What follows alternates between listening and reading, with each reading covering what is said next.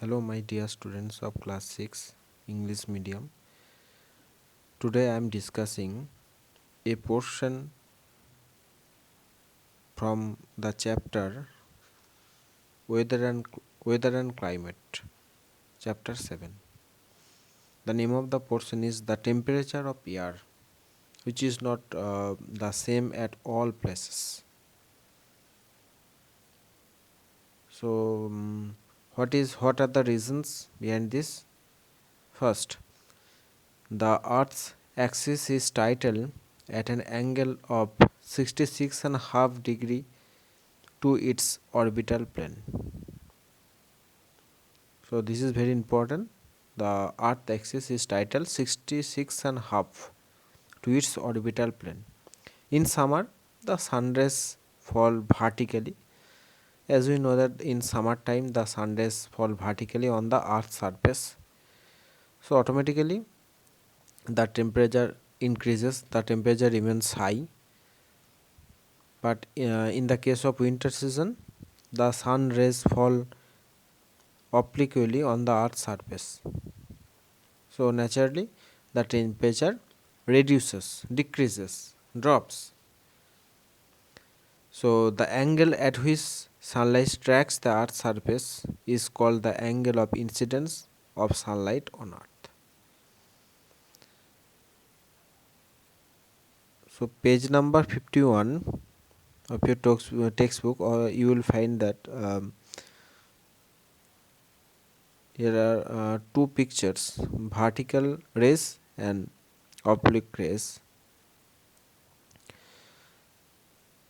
So the portion of the earth where the sunlight falls perpendicularly is warmer. So vertical in summertime, the sun rays falls vertically. So the sunlight falls perpendicularly. It creates a very hot and humid and warmer. The atmosphere is very warmer. Where the sunlight is incident at a greater angle.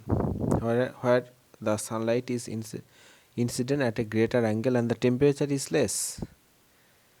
So places receiving highly oblique sunlight are very cold throughout the year. So places receiving highly oblique sunlight are very cold throughout the year.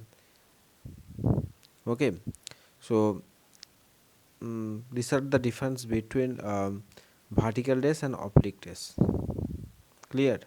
We have to understand this, the difference, because the vertical rays always falls perpendicular on the earth's surface, or vertically on the earth's surface,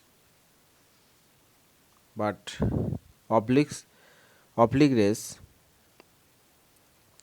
falls oblique sun rays also it falls in a oblique way on the earth's surface. So in case of vertical rays, a small area is more heated, more heat on a small area, but in the case of oblique rays, less heat on a bigger area. Okay, these are actually the slight difference between the two.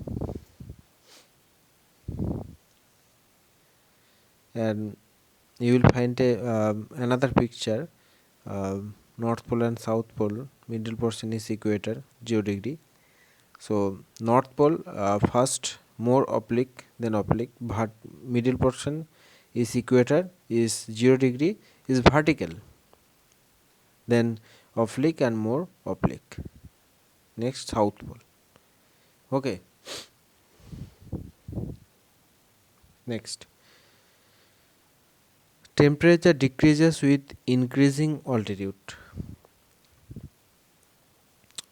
Temperature decreases with increasing altitude. At the time of increasing altitude, the temperature normally decreases. This is very important. Actually, drop in temperature with increase in height. If the height increases, the temperature decreases. The Earth's surface is heated up by energy from the sun. As I mentioned, that the Earth's surface is heated by energy from the sun.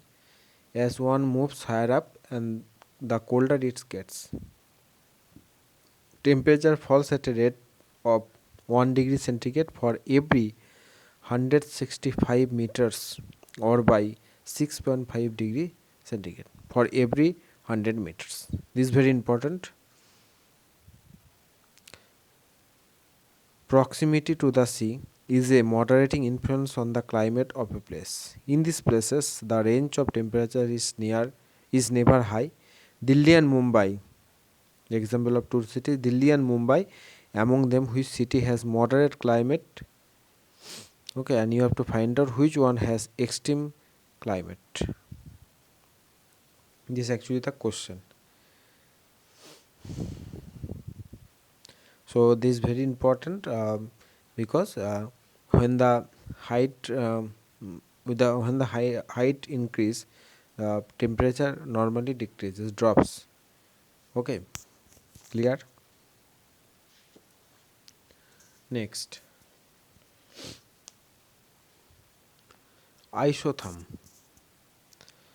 What is isotherm? First, the imaginary line drawn on a map joining the places with the same temperature is called an isotherm.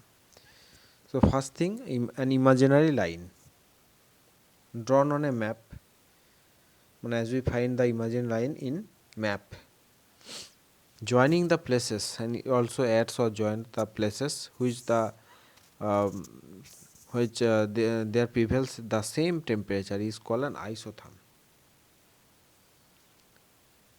What are the characteristics of isotherm? First, difference of temperature is more between two poles. Difference of temperature is more between places. The isotherm are closely spaced, and if the difference is less, isotherm are spaced far apart. First. Second, since there are more water bodies in southern hemisphere, the isotherm in this hemisphere are situated farther away from each other compared to the northern hemisphere. Isotherm never touched or intersect with each other. Okay, so that's all. Thank you.